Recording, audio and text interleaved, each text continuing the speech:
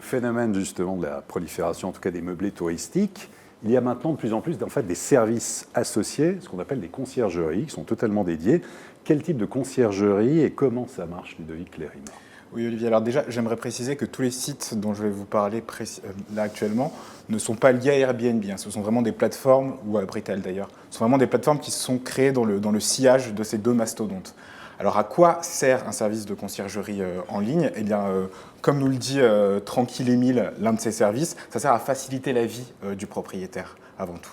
C'est-à-dire que moi, par exemple, je peux avoir un petit T2 dans le 5e arrondissement et j'ai envie de le mettre en location parce que je suis souvent en déplacement, mais je n'ai absolument pas envie de gérer la partie de gestion locative. Je vais donc sur l'une de ces plateformes. Alors, il y en a un nombre très très important. On a vu quelques images. J'ai une petite liste. Il y a Tranquille Émile, vous avez Wellkeys, BNB Care, BNB Sitter, Hostmaker. Et l'idée, c'est qu'on est sur vraiment des services qui travaillent à la Uber. C'est-à-dire qu'il y a des gens comme vous et moi qui vont s'inscrire sur cette plateforme pour devenir des concierges. Et il y a des vraies différences du coup entre les plateformes de conciergerie? Il y a des différences dans les prestations qui vont être délivrées. Justement, je vais vous en parler un peu plus tard. L'idée, c'est que voilà, moi, propriétaire, je vais sur l'une de ces plateformes, je choisis les prestations qui m'intéressent, accueillir mon hôte, lui remettre les clés, peut-être faire un petit ménage derrière. Et ensuite, je m'en vais. Je lui donne les clés, je signe le contrat et c'est fini. Le concierge va arriver du coup, faire les missions pour lesquelles je l'ai missionné. Je le note ensuite et j'augmente ainsi sa e-réputation pour qu'il soit sélectionné. Alors c'est bien, mais ça coûte cher tout ça, non? C'est assez difficile à dire parce qu'en fait c'est beaucoup de services à la carte. Il y a une formule généralement de base. Du plus bas. Alors, plus bas, ça va être 19,90 €. C'est la formule de base. On a droit à quoi alors? 19,90 €, c'est quoi? Accueil de l'hôte, on lui remet les clés. On fait parfois un petit ménage, mais c'est un ménage léger. C'est pas le gros nettoyage de printemps. Ça veut dire quoi? Un ménage léger, ça veut dire qu'on va vider la poubelle. Et le lit? Non, on fait pas. On va faire le lit. Ah oui, c'est quand même quelque chose. Ça rassure quand ça.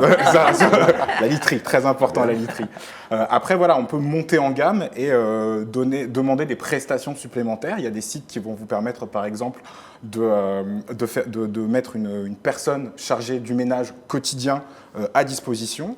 La possibilité également d'avoir une assurance, justement, en cas de perte des clés ou s'il y a des dégâts qui sont occasionnés chez vous. Et là, c'est les chefs à domicile. Exactement, ça, c'est les services les plus haut de gamme. C'est des sites comme Mariposa, par exemple, qui vont carrément proposer tout un service d'activité aux locataires.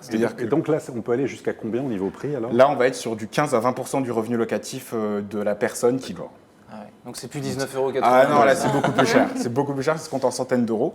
Et l'idée justement de ces conciergeries, c'est de dire que ces services en plus qu'elles proposent pour les locataires, ça va permettre aux propriétaires d'augmenter du coup le prix du loyer qu'il va demander. Et c'est vraiment ça l'intérêt qu'il peut y avoir. Pour le propriétaire, ça va être ça. Ça va également être l'intérêt de se rassurer, c'est-à-dire du coup de confier non plus son logement à un inconnu, mais à une société qui justement est spécialisée dans ce secteur-là. Tout ce qui intéresse, très bien. Comment fixer le prix? Comment fixer le prix? D'un appartement, Maud-Welter, en location. Comment on peut fixer le prix? Ça va dépendre beaucoup de la localisation, des services qui sont proposés, de la qualité du mobilier, des équipements. Voilà. Et puis il va falloir se positionner par rapport à l'offre et la demande.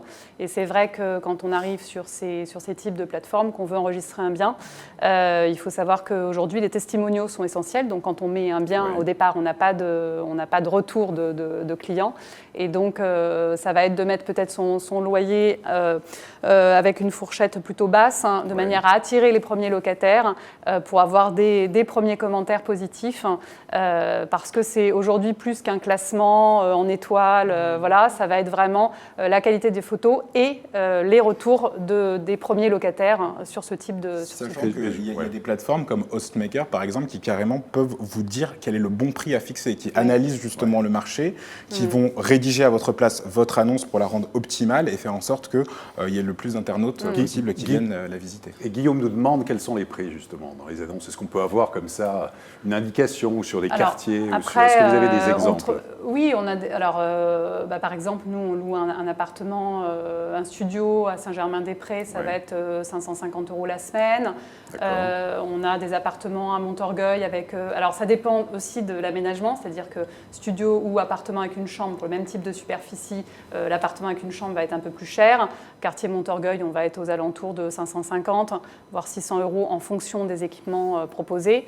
Et puis après, il y a des appartements très haut de gamme, quartier de l'Étoile. Et là, ça peut aller jusqu'à... Voilà, ça peut aller jusqu'à 3 000 € la semaine, en fonction encore une fois, en fonction de la qualité des équipements et des services proposés.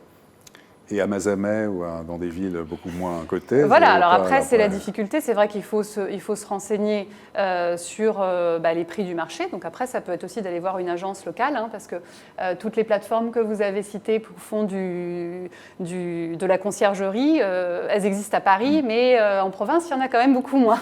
Donc après, il y a aussi des agences immobilières qui sont spécialisées dans la location meublée et qui vont avoir cette mission, en fait, de rechercher les locataires et d'apporter tous les services qu'aujourd'hui peuvent offrir des conciergeries.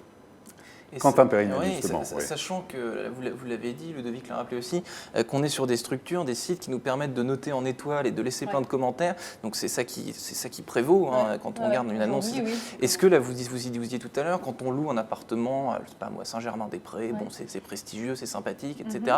Est-ce qu'on peut se permettre, du coup, on peut pas se permettre justement de louer quelque chose plus cher parce que c'est Saint-Germain-des-Prés, mais à l'intérieur d'avoir, je sais pas, un mobilier moins haut de gamme. Le fait que ce soit un lieu prestigieux, ça ne peut pas rattraper le reste, entre guillemets. On ne peut pas faire un peu d'abus. Les locataires, ils font leur sélection à partir des photos. Donc, entre deux appartements à Saint-Germain-des-Prés, celui qui est fait de briques et de broc avec les meubles de grand-papa, grand-maman, ça ne passera pas par rapport à celui qui est meublé même avec du Ikea ou du Habitat, mais effectivement, où il y a juste la petite touche de couleur qui va bien et la décoration épurée. C'est vrai que la déco, oui, c'est vrai que c'est très essentiel, important. c'est essentiel aujourd'hui.